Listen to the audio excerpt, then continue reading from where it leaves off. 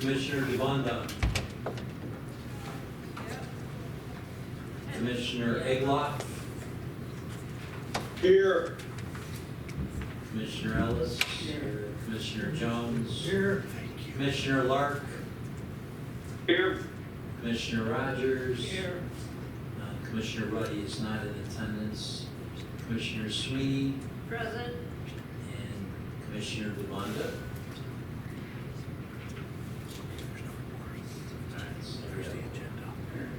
Why don't we go ahead and dig in, I'm sure Commissioner Conley shortly. Just to confirm. I'm here. I had you on mute by mistake. Okay, I am here. Okay. Keep it on. We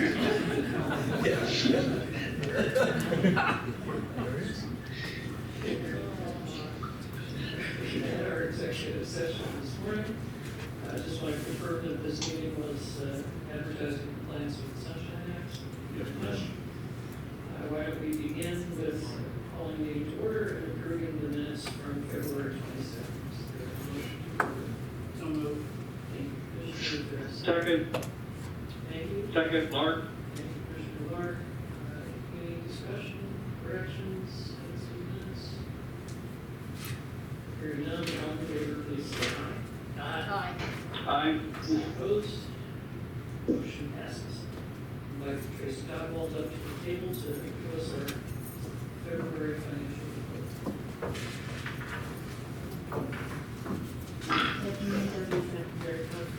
And commissioners. Starting with the state racing fund balance for the month ended February 28th, the beginning cash balance was $7,550,000. Revenue was $1,379,000. Expenditures were $1,245,000, bringing the ended cash balance to $7,685,000. Moving on to revenue and expenditures for the commission. Revenue for the month of February was $599,000. Personnel expenditures were $339,000. Operating expenditures were $23,000, bringing the total expenditures for the month to $362,000. The testing revenue expenditures for the month of February, there was $780,000 in revenue, $262,000 in personnel, $402,000 in operating, bringing the total expenditures for the month to $664,000. For promotion, there was no revenue for the month. Expenditures for the month were $198,000. Looking at the comparative year-to-date statement comparing February of 22 to February of 21, total revenue was down 10%.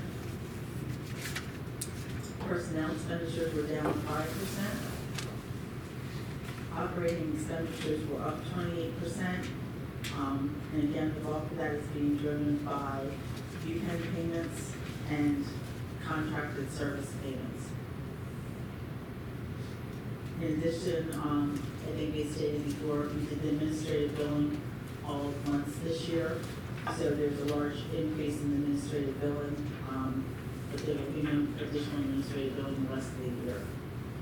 That brings the total expenditures, operating expenditures up 28%, with the total expenditures being up 8%. The remaining financial statements then are for the restricted accounts.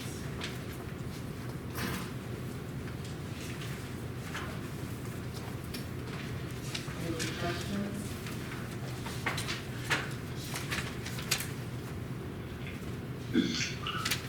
Thank you. Thank you. Our next presentation, the next presentation will be from Nelson Clemens with Campus Entertainment.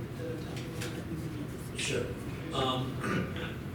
Amherst Entertainment has made an application, they're a top wagering firm. They've made an application for an SPMO account. Nelson Clemens is the founder and chief executive officer.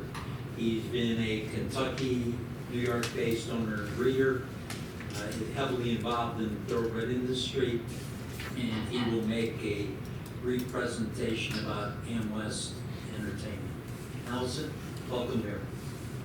Well, thanks very much, and thanks for having me joining you all today. And I will give an overview, but I'll leave more time maybe for questions, just to make sure that everything gets covered well. But I started Amwest in 2004 as a response basically to resuscitate and preserve the thoroughbred racing in North and South Dakota. As a thoroughbred owner breeder, and primarily in Kentucky, New York, and Pennsylvania. And I'm still a Pennsylvania Horse Breeder Association member. I just really got more involved in the industry itself because my background in corporate finance, venture capital, investment banking, had me asking questions at that point. And so we started as an OTB operation, and we're headquartered near Louisville, Kentucky. We're in a suburb of Louisville, and our operations office is in Portland, Oregon. We're ORC licensed and licensed in a number of other states wherever required as well. And our tow company since inception has been United Tow. We started to develop our online platform in 2008 and launched that in 2009. And as an ADW, that is our core business now. We have also been a content provider primarily with international content for 8 years. We were the exclusive distributor for this hemisphere and agent for the Dubai World Cup, Carnival and World Cup. We brought French racing over and are still active with that product, as well as Singapore and others. We were born out of the sport. My staff are primarily equestrians. In good part, we've grown, so we're getting more of an IT staff, and as we are as an ADW, IT is very important. We've developed AmWager, the online platform, as the most advanced and innovative in the industry. We don't have the racing leverage and the other resources that the 3 or 4 major ADWs have, but we've consistently grown.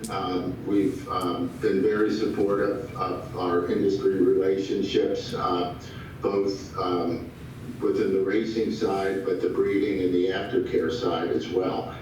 And we have developed also with an Australian partner a digital past performance product. As many come to the track or are online and look at our conventional PPs and their eyes glaze over, we've created a product using all of the Equibase and having a contract with Equibase to do it in a digital format form using more speed figure breakouts than others. It's been very effective in having those that are lightly involved or getting newly involved in wagering to have more success and more understanding from the get-go.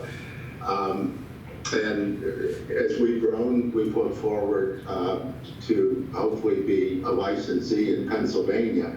And much of our marketing and what we'll do in Pennsylvania is through our SEO, social media, platforms, Facebook, and so on. And that will continue as I develop relationships, with Penn National and others over time. We'll want to be as involved as we can get on any other special projects, initiatives, and so on, and just want to make sure we pay for our content. We pay the highest rates as compared to the big three. And again, that's just a matter of leverage. But we're supportive in every way. So I think I touched on our main segments, but I'd sure like to answer any questions and all questions that you may have. This is Russell Jones. Mr. Clemens, what do you provide, if any, in the way of video coverage of the contest on which you're accepting wagers? We have video of all the content. You have a website that somebody could go on and... Oh, absolutely, absolutely. And I thought amwager.com, even if you pull it up now, just pull up amwager.com. We carry about 450 tracks. We have video for every one of those tracks. And that's national and international? That's correct. Thank you. Yeah, it's a very advanced platform. We have conditional wagering, Dutching, a number of tools, features, and functions that will allow your everyday player to compete more with the professional players, the computer players, and so on. We have very strong customer loyalty because of that. Mr. Clemens? This is Sal Zamanda. Are you going to be affiliated with any of the existing tracks? Or are you just going to go out to the betting public and try to get them to use your service versus another? Primarily the latter. What we are going to do is reach out and just get our platform in front of the Pennsylvania market, and we've continued. Penn National is interested in using Amwager as a white label. A white label meaning we put the Penn National skin on it, and so on. We've been, and we have active thoroughbred and harness and quarter horse racetrack relationships. But I would say outside of Parks and Penn National, we have not developed any other than signing contracts in the normal course of business activity with the other tracks. So this is Cheryl Cook. A couple of questions, if I might. First, how has the pandemic over the last 2 years affected your business, either in terms of volume or in terms of development opportunity for new tools and features in your platform? It's basically been a plus, and it's been a plus for the ADW market. In the summer of 2020, when there were no other sports, I think we all saw a rise in wagering overall. But that has subsided some, and it's evened out. And we're in a, not only, and it happened at the same time, the pandemic and the launch of the sports betting online platforms, to the extent that it's been,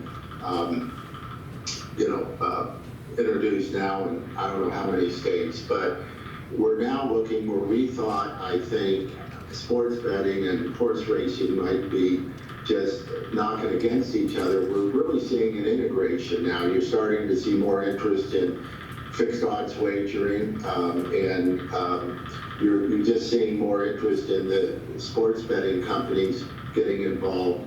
And there has been, some pickup of that too. But the pandemic has, continued to bring players online, or continue to, and I think hopefully those will stay. And the other part is,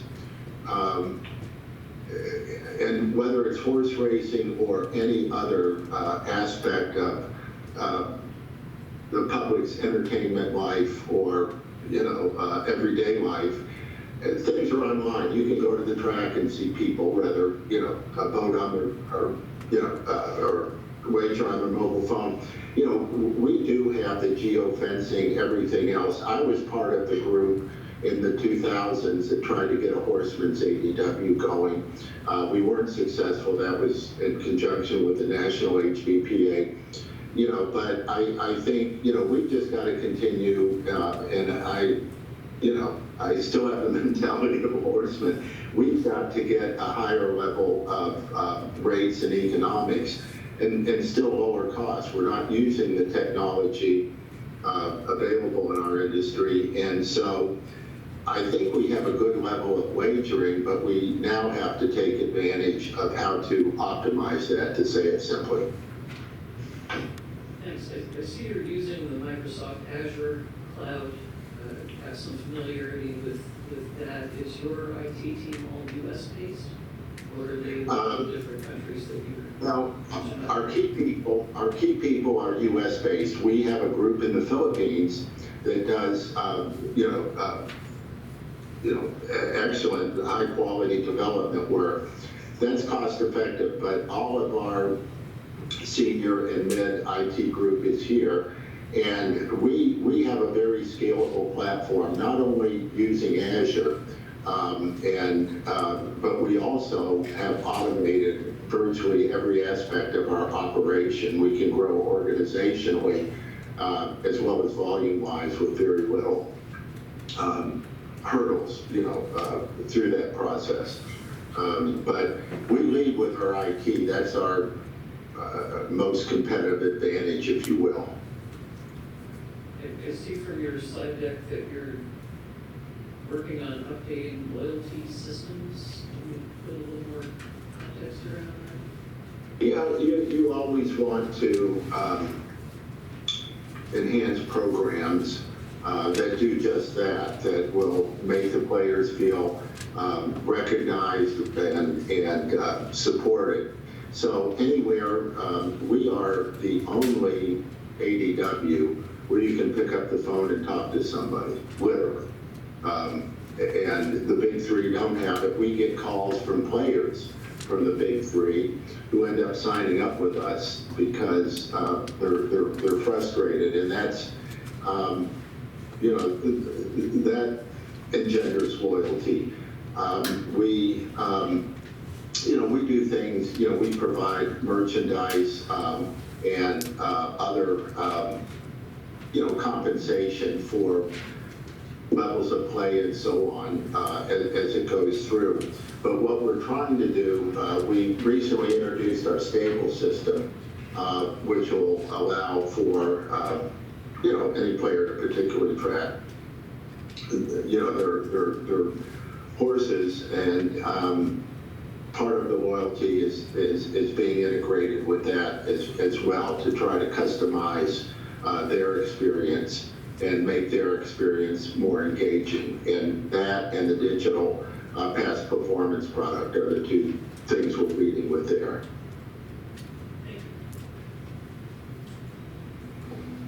One more question.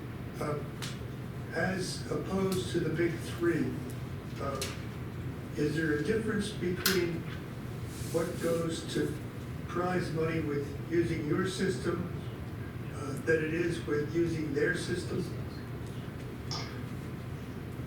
Yes, in terms of, we pay a higher track rate than they do. They have leverage, and it's no secret. They kind of, even though they compete, they pat each other's back when it comes to trading very attractive track rates. We pay higher rates. We are independent, and I formed Amherst in sports several years ago. We acquired a track in Michigan, a quick aside. We are still working through the legislation there to bring thoroughbred racing, back to Michigan. But we do not have a track. We don't have the leverage they have. So to answer your questions, we pay higher track rates. So yes, a bigger percentage of our money goes into purses than the big three, of course. Commissioners, any other questions for me? Yeah, Mr. Clemens, Todd Mosteller, Pennsylvania HPVA. How are you? I believe I've met you at one of our conventions previously. Yes, we received some, yes, absolutely. It's good to see you. Yeah. I have two questions for you. The first being, as an applicant for an SPMO license, obviously you're aware of the 6% source market fee that is charged on those wagers placed by Pennsylvania residents on out-of-state product. The first question I have for you, did you find that rate onerous to your business model? And the second I have is, how does that compare to other rates in other jurisdictions that you pay in those jurisdictions that you operate in? Probably, just to give you a genuine answer, somewhere between 3.5 and 5 is, probably where the economics, we or any ADW is paid on the takeout. That is, that's maybe the optimal there. 5% is where New York is, and other states are really anywhere from 1%. Some Idaho goes as high as 10%. They have very little play, and 6% is full, and we knew that going in. And for us, it's important, where that money goes. And so we're fine with it. We do not rebate to the extent that the big three do. Again, we try to lead with our technology and our customer experience. So I guess in one sense, I'd rather see it more like 4 or 5, but we knew it was 6 going in, and I'm familiar with the Pennsylvania program and know that money is well utilized. Just a curious question. Who is the owner of your company? Oh, I'm the sole owner. Okay, thank you.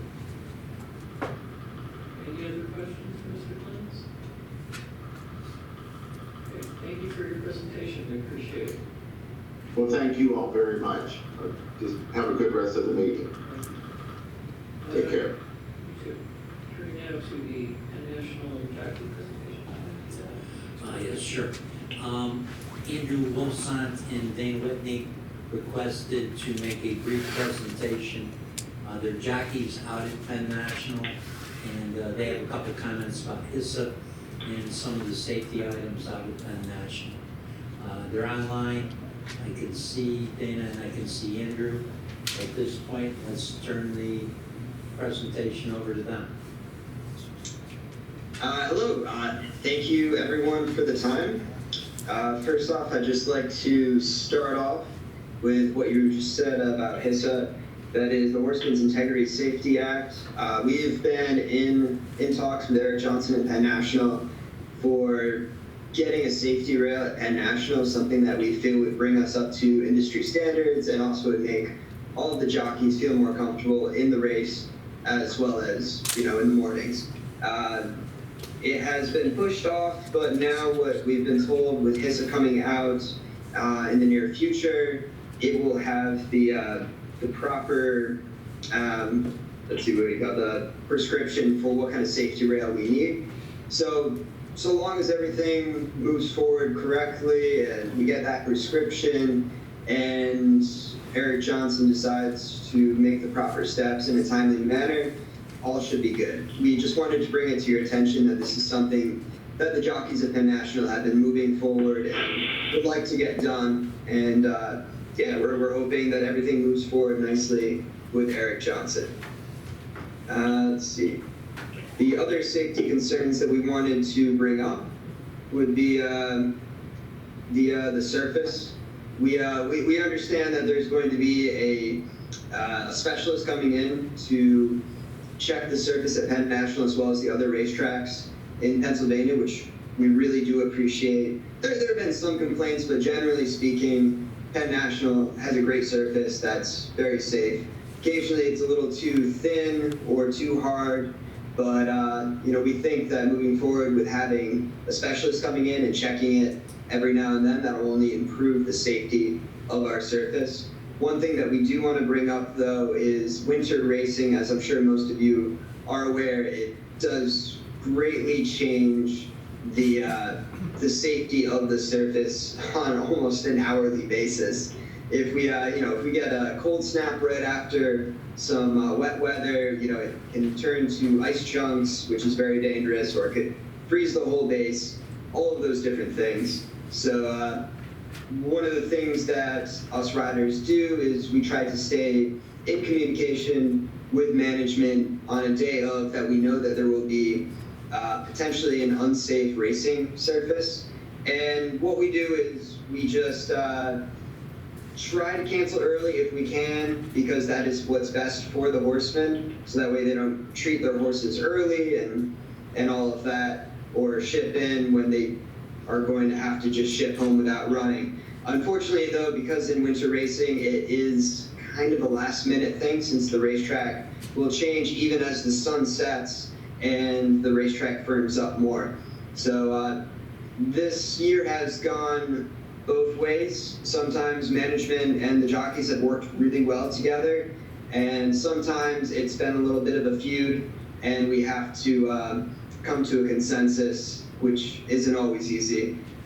No real big complaints right now, mostly just bringing it to the attention of everyone at this meeting that it's just an ongoing ordeal sometimes that we just need to work through with management. But more often than not, Eric Johnson and the management at Penn National is receptive to our arguments or our safety concerns.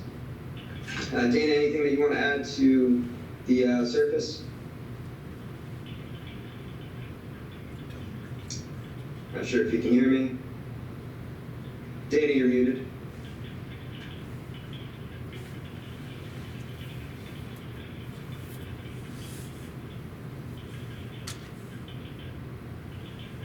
All right, never mind. I guess he's muted. Moving on to the gate issue at Penn National, that is the other concern that has been an ongoing problem at Penn National.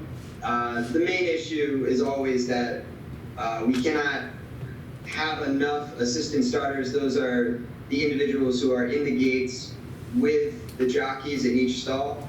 We have since made a rule that there needs to, I guess it's always been a long-standing rule, that there needs to be one assistant starter present in the gate with each jockey and horse as the race is about to commence.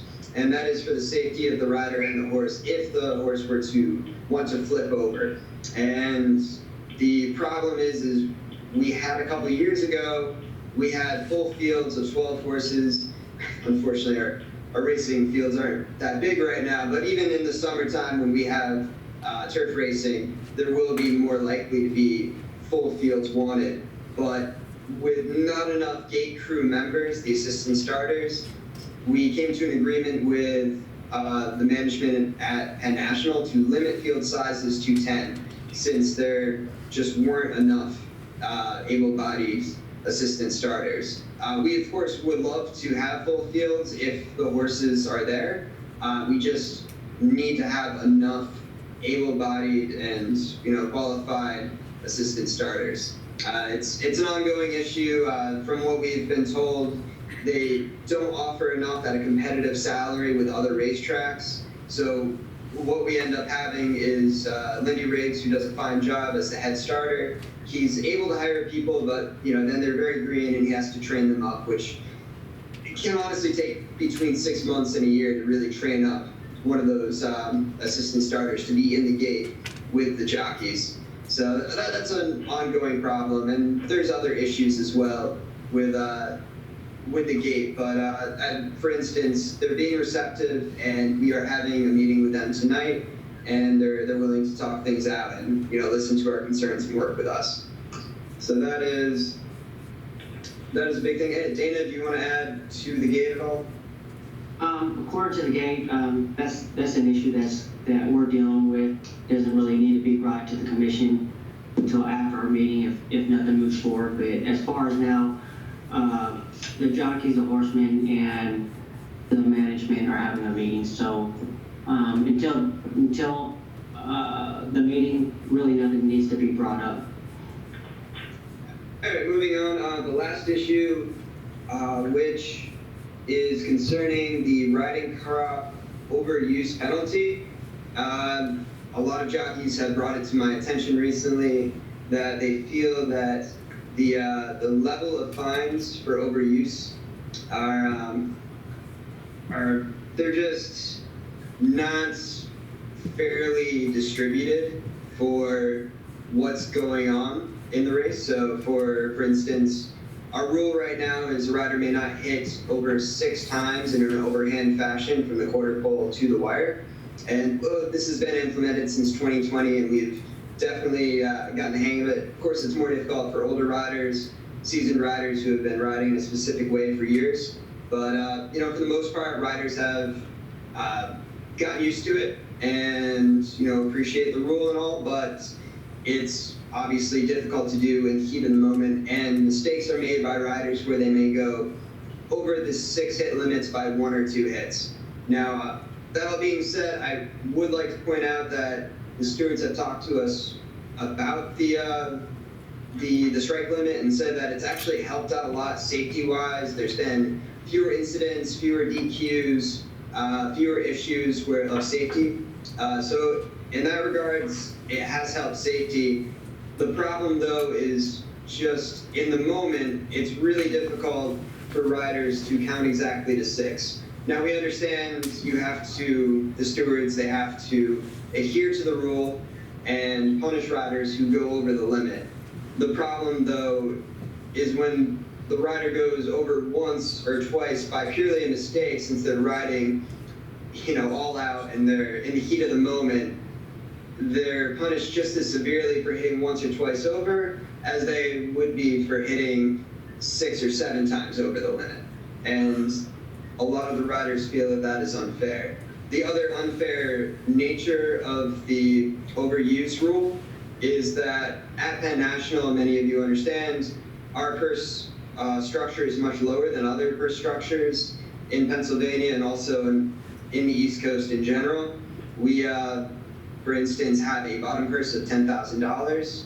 Now, for the jockey, that means we get paid $600 in our paycheck, but after we pay our valet and our agent and taxes, it's less than $400. So for us to say, get fined $500, which is the going rate for a fine at Penn National, to get fined that when we're not even making that much money, a lot of riders feel is completely unfair.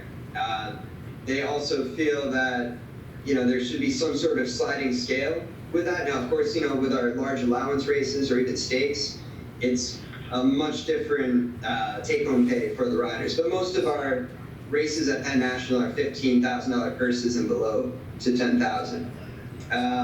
Another concern on the same vein is that jockeys who ride very little, say like a few races a week and possibly only ride 1 winner a month, those riders who are given a $500 fine just can't really afford it, and they would prefer, if they had the option, to take 1 day as a penalty, say a 1-day suspension, instead of a $500 fine, which unfortunately those riders can't really afford. I believe that's it in my notes. Dan, is there anything that you want to add to that? Yeah, on the riding crop that we're talking about, in 1995 when I started riding, I had to sign a waiver saying that the jockey would utmost try his best to win the race as long as it's his safety. Now, according to the crop rule, hitting 6, it's to have safety of the horse so that we don't abuse horses. Now, when we're trying to keep the integrity of the race by winning the race, but at the same time keeping the horse safe. Now, one, they have already cushioned our crops where that's where the impact of hitting the horses are a lot less to really none. I think that if you hit 1 over, first of all, it's impossible to count when you're riding down the stretch. Most riders, to keep within under the 6, they stop at 4, you know, where they think about 4. But when it's 1 over, then we're being penalized. Like Andrew said, we're getting paid a lot less than the parks riders, and we're getting penalized exactly the same. They can't afford that at Penn National. I believe that's it. I'd like to ask for your comments and see if we can start a discussion. Thank you, gentlemen. Anybody have questions or things they'd like to discuss? I want to, this is Sal, but I want to thank you for taking the time to bring these issues to us. I want to ask Eric if he has anything he wants to add now to give you the opportunity. Just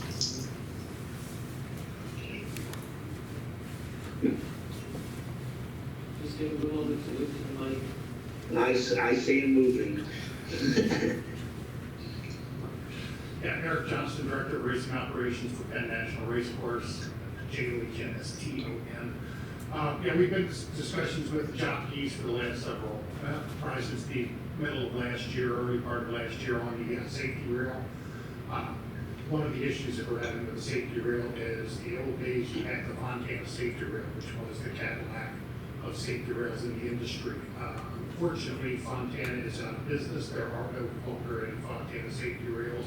These are the rails with the wide X on top where should the jockey be thrown over the rail, they handle a broader landing pad with some flexibility into it. But for whatever reasons, they are out of business and they're no longer maintaining those. There's no supplies left to build those rails. So we were talking with folks at ISA as they continue on their efforts to get the legislation done and in place by July 1st. And when they come out with their best practices, part of it will be designating a safety rail. Most likely it's going to be a typical fiberglass type rail as a breakaway rail that's being used on the turf courses. And that's what we will be putting in once we see what those best practices are. As far as the starting gate goes and the number of staff out there, we do have a union agreement here covered under a CBA with the folks that are out there. So as far as what we can offer, they just negotiated a new contract, which, you know, at this time, and things are changing in the workplace, and it's difficult to hire anywhere, much less to be out in the middle of Granville, Pennsylvania, which lovely place, but it becomes a difficult commute for a lot of folks. So it does reduce your population there. But through that CBA, we did put in a considerable increase for the assistant starters, and we've been advertising that position for over 2 years. And we struggled to find bodies. My HR person would get very upset when I say bodies, but we struggled to find personnel. So we do continue in his efforts, and as they mentioned, you know, field size is obviously drives handle, and we would love to be able to run 12-horse fields every race. The reality right now with the horse population on the East Coast, it's a little bit short. So if we do have 14 or 15 horses into a race, 9 times out of 10, because of the entry situation, we're going to end up splitting those races. So we continue to strive to improve. Not quite there yet, and we will continue. So I'm not going to comment on the whip comment. I have my personal opinions on that, but I will go about it that way. Gentlemen, thank you. Appreciate your time. Good. Any questions? No, Tom, I have none for you, thank you. And Tom, do you have a comment on the penalty phase of the whip? This, if a thought you want to discuss that, something we just should discuss in the future. No, I think I'll take it under advisement. I'll investigate the situation and let you know at a later date what I think. All right, thank you, Tom. Thank you again, gentlemen, I appreciate that. Any other Keep questions? bringing Anytime. keep bringing home those winners. All right. Thank you, gentlemen. We'll come back now to the administrative actions section of our agenda. And Tom will turn things over to you to get started. We have 3 motions. The first motion is to approve the simulcast calendars for April for the harness tracks. That would be Harris, Lake and Sun, and the Meadows. Motion, please, Madam Secretary. So moved. Second. Second, Commissioner Brenheiser. Discussion? All in favor, please say aye. Aye. Aye. Any opposed? Motion passes. Next would be a motion to approve the simulcast calendars for April for the thoroughbred tracks. That would be Parks, Penn, and Presque Isle Downs. So moved. I'll make such a motion. Okay, we have a motion from Commissioner Ellis and a second from Commissioner Second. Rondon. Is there any discussion or questions? All in favor, please say aye. Aye. Aye. Any opposed? Motion passes.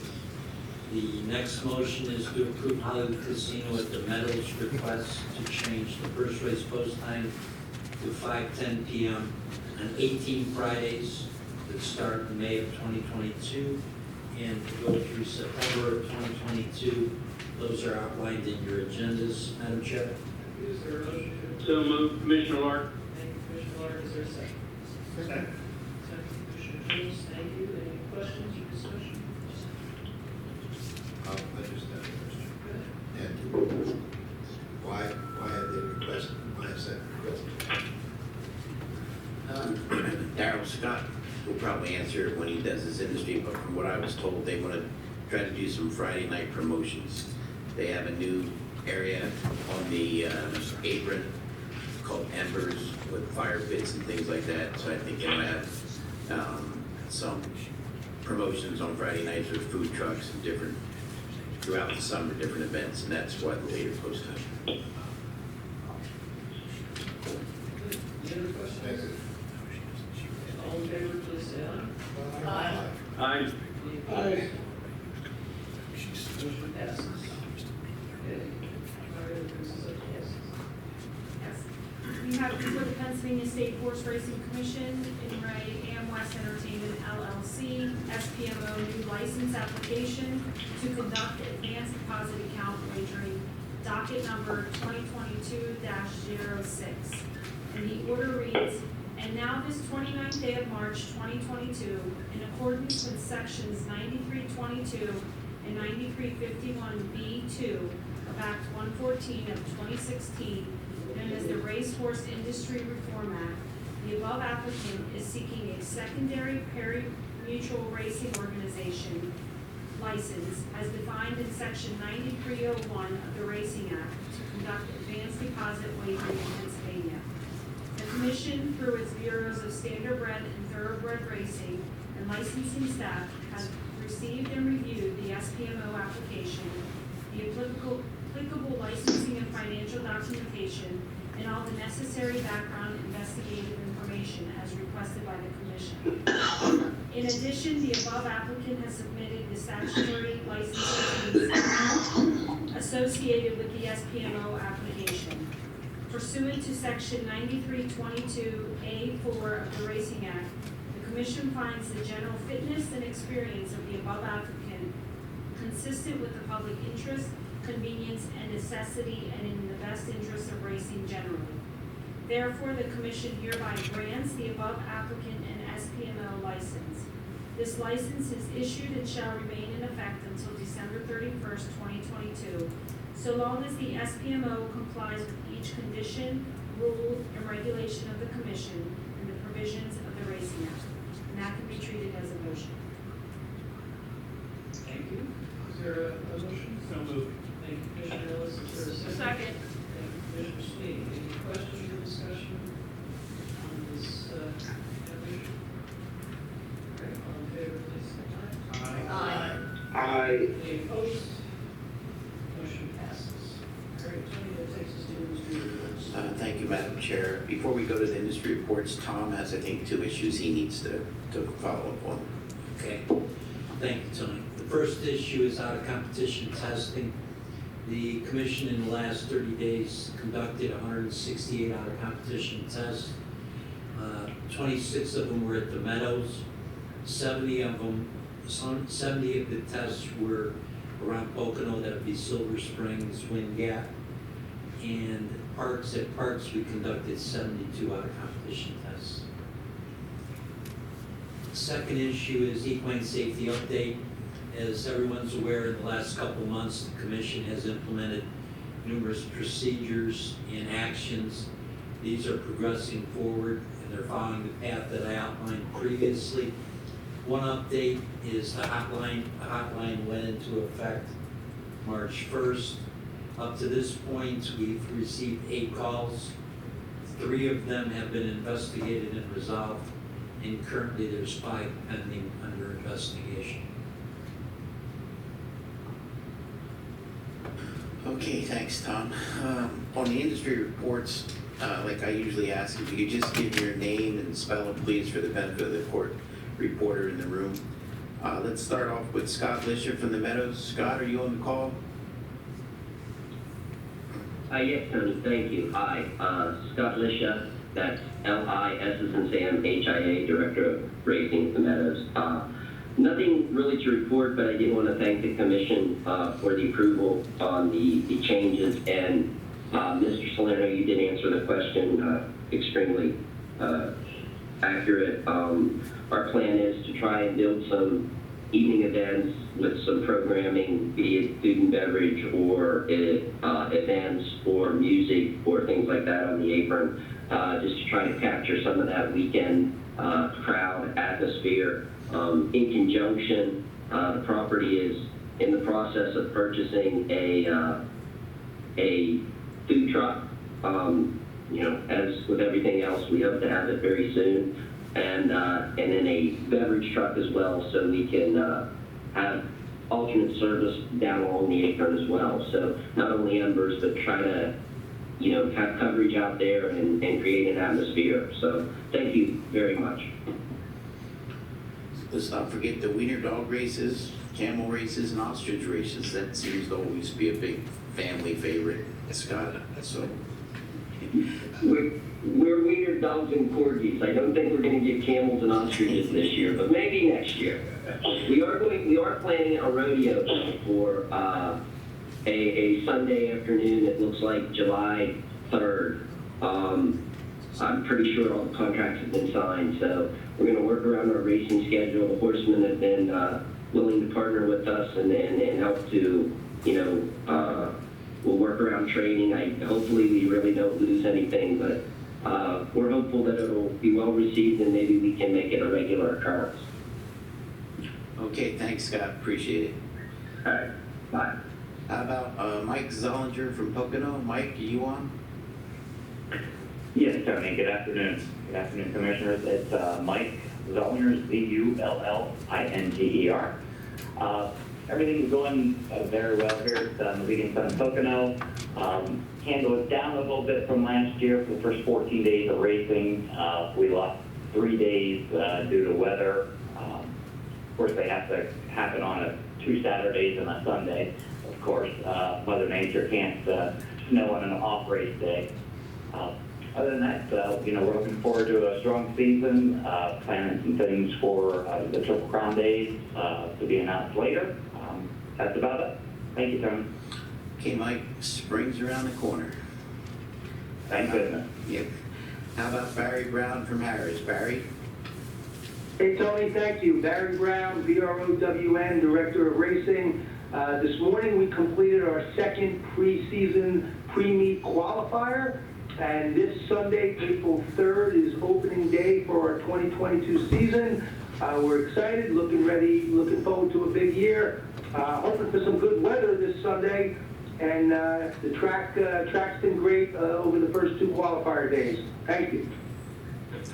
Okay, Barry, good luck to you. Joe Wilson, you on, Joe? Yeah, I'm here, Tony. Thanks. Can you hear me? Sure, go ahead. So I believe last meeting, Dave O talked about our Parks Madness that we had scheduled for March, which was the 7th, 8th, and 9th. Unfortunately, as I think everyone's aware, we had an EHV1 positive the day before. 2 barns were under quarantine. And as of a day later, a 3rd barn was put under quarantine. And, you know, we wound up with 76 scratches for the 3 days. So it pretty much decimated our cards. But, you know, we still did fairly well. We still did $12 million for the week. And the good news is that we had no more positives, and the quarantine was lifted this past Sunday. So now that's behind us. Now it's cold. So looking for some warmer weather and a much healthier rest of the year. So that's all I got. Okay, thank you, Joe. Eric, do you have anything? No, I think I've said enough. You said enough. Thanks, Eric. Matt Ennis from Presque Isle. Matt? Hi, Tony. This is Matthew Ennis, last name spelled E-N-N-I-S. We are on the verge and planning for opening our backside here for our 2022 season of 100 race days on the 18th of April, day after Easter.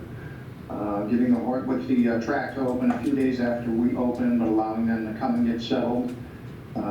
We are also meeting with Tom's on-site crew here, the commission's on-site crew, next Tuesday to discuss the aforementioned equine safety and welfare actions, just to make sure we're on the same page with the commission on site, with our vets on site, and with our employed vet on site. So look forward to ironing some things out there. Other than that, we're looking forward to May 16th, initiating our 100 race day season and a stakes race to follow soon after the following week. So ramping up here with staffing and ready to get going. That's all I have, Tony.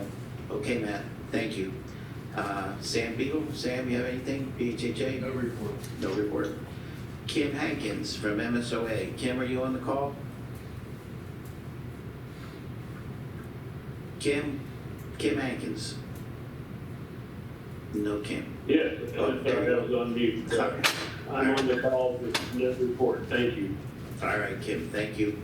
Todd Mosteller, Todd, you have anything? No report. Nothing from Todd. Jeff Matty, I see you're on the call, Jeff. Tony, thank you. Jeff Matty, M-A-T-T-Y, PTHA Executive Director. Just alluding to what Joe said, luckily, fingers crossed we're out of the quarantine. I'd just like to thank our state vets and especially our horsemen for following those protocols. As you guys know, could have got a lot worse. So I'm glad we had the 21 days and hopefully it's well behind us. I'd like to thank Brian Sanfratello, the PA Breeders, for giving us, in my eyes, an excellent restricted stake schedule here this year at Parks. And I look forward to working with Dave on a couple other things going forward. So all is well, and like I said, hopefully the quarantine's behind us as we shoot for summer racing. Thanks for your time. Jeff, you gotta mention golf. Oh, yes, we have our PTHA's Turning for Home golf outing on the 28th of April. So far, the attendance seems to be extremely high. I believe we're going to sell out. We have many sponsorships, which range all the way from our feed companies here to some national companies such as Fasig-Tipton and the like. So I really think the outpouring of support for our Turning for Home aftercare program is really great, and it's going to allow us to build some momentum going forward. So hopefully we had it about 10 or 11 years ago. So hopefully this is a yearly thing from now on, and if anyone would like any information on it, please feel free to reach out to me. And again, it's the 28th of April. It's a Thursday, so it's a dark day for us, and it's a dark day for Penn National. So it's the day we chose, and we're looking forward to that as well.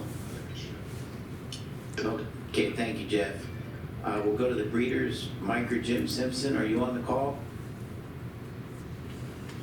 This is Mike Simpson, FIMPSON. No report today. Thank you, Mike. Okay, Brian.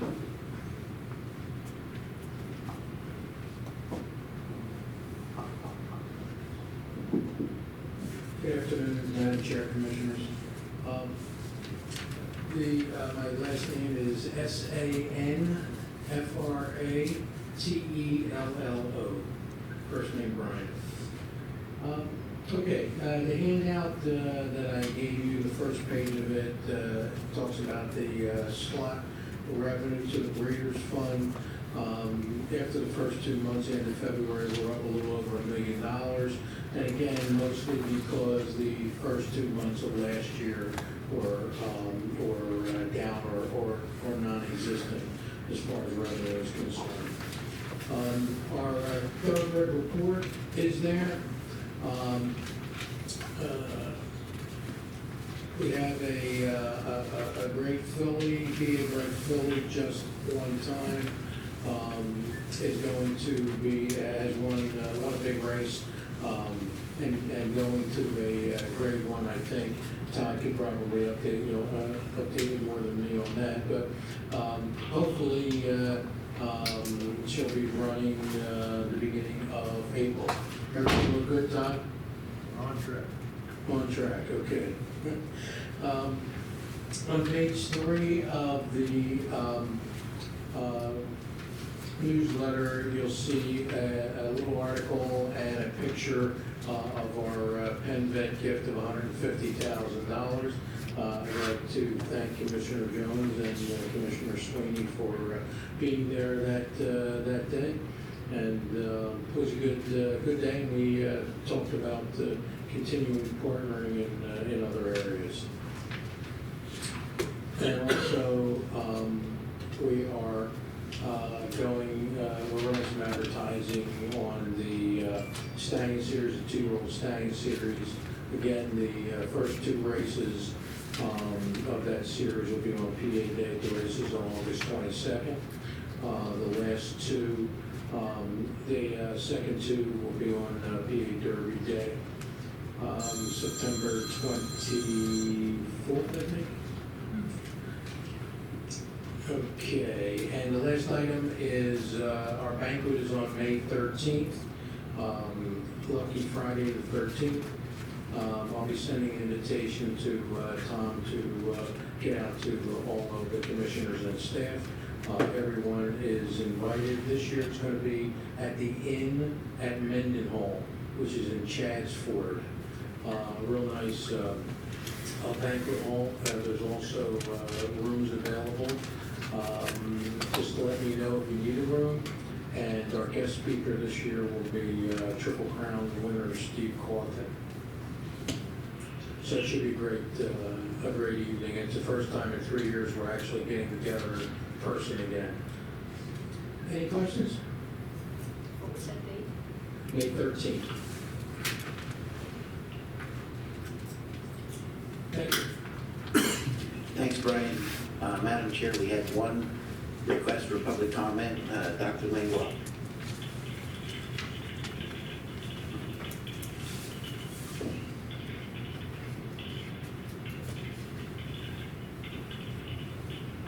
Good afternoon. My name is Brian, B-R-Y-A-N, Langlois, L-A-N-G-L-O-I-S. I just had one request of the commission. There's been a push throughout North America and Canada to switch the way stewards interpret disqualifications or make their rulings on disqualifications from Category 2 to what is known as Category 1. For commissioners that are not familiar with how this would affect changing things, under the current system in most of the U.S. And Canada, which is Category 2, if a horse commits a foul to another horse at any point in the race, and the stewards deem that the horse that was fouled was cost an increase in their placing. So, for example, if the horse, instead of finishing 5th, could have finished 4th, the horse that committed that foul should be then disqualified and placed behind the horse that committed the foul on. This has created a lot of concern among both handicappers and fans, because at times where the incident occurred, in the opinion of the stewards or the fans, really had no true outcome on how that horse ran. So what I'm asking is if the commission can start to look into changing the rule and adding a language that was just recently adopted by Oklahoma, which was the first state racing commission to actually adapt Category 1 rules. And I'll send this verbiage to the commission as well, but basically the rule would then state, if the stewards determine a horse or its rider has caused an interference and finished in front of the horse they've interfered with, and if not for the interference, the horse would have finished behind the horse it interfered with, the interfering horse shall be placed immediately behind the horse with which it interfered. If the interference is a result of dangerous riding, the steward shall place the interfering horse in last place. That's how the regulation now reads in Oklahoma.